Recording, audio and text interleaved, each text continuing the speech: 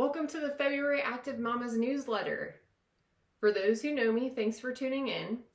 For those who don't know me, I'm Alex Quartz and I'm a physical therapist in Mason, Ohio, who loves helping expectant families like you prepare for and recover from birth in a way that honors our amazing bodies rather than ignoring them. This month's tip is all about birth.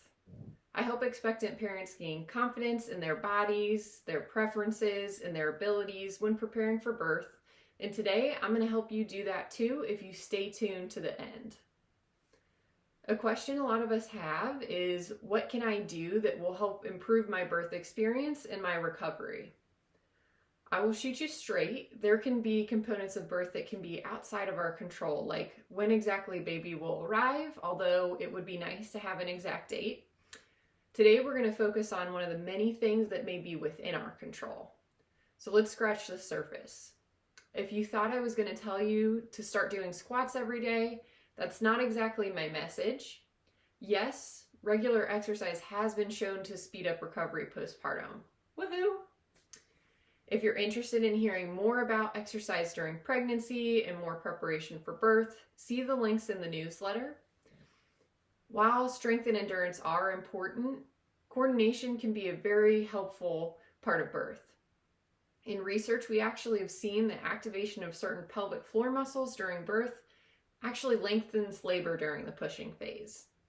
I'm so happy our pelvic floors are getting more attention in the media, but if the only advice that you hear is that you need to do Kegels during pregnancy, here's the other piece of the puzzle. You also need to be able to relax your pelvic floor at appropriate times. So try this exercise with me. Clench your jaw, clench your fists, and notice what your pelvic floor is doing. Now relax your jaw, relax your tongue off the roof of your mouth, relax your throat, your hands. Are you able to relax your pelvic floor? And if you're having a hard time connecting with your pelvic floor, try sitting on a birth ball like I'm doing for just a little bit more feedback on that pelvic floor. And if I have you wondering where your pelvic floor even is, try this instead. You're going to check what your sit bones are doing, literally the bones that you sit on. So you're going to sit on your hands and gently feel what the bones are doing that you're sitting on. So for a little bit of background, your pelvic floor attaches to these bones and other areas of the pelvis. And we'll talk more later. This is the pelvic outlet. So when the pelvic floor is active, your sit bones may draw together and you can feel the muscles activate underneath. When your pelvic floor is more relaxed, your sit bones can spread more easily. So feel how it feels to just kind of move around and adjust.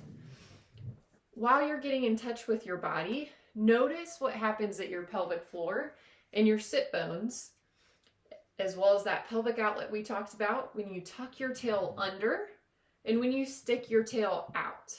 So under and out. We want to create space and not resistance when pushing.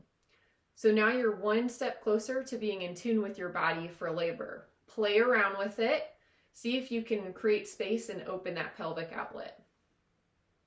I could go on, and I do go on and on in my active labor childbirth prep class. If you want to learn more things like this, how to use your breath, other comfort measures, as well as what positions to use when, with, and without an epidural, sign up for one of my upcoming classes now. As a thank you for giving me an outlet for my passion, rather than having to talk my husband's ear off about birth, enjoy 10% off a class with me with the code FEBNEWS when you sign up by the end of February. You can go to the newsletter to see that link, to the Eventbrite to sign up with that discount code at checkout. And if you have a friend that might be interested, share this email and discount with them too. That's what friends are for, right? I just want to leave you with a note from what we talked about today. As always, I cannot know your unique individual situation through an email newsletter or YouTube video. I'm not that good, at least not yet. Always seek individual medical advice from your healthcare provider. And last but not least, I want to thank you for tuning in.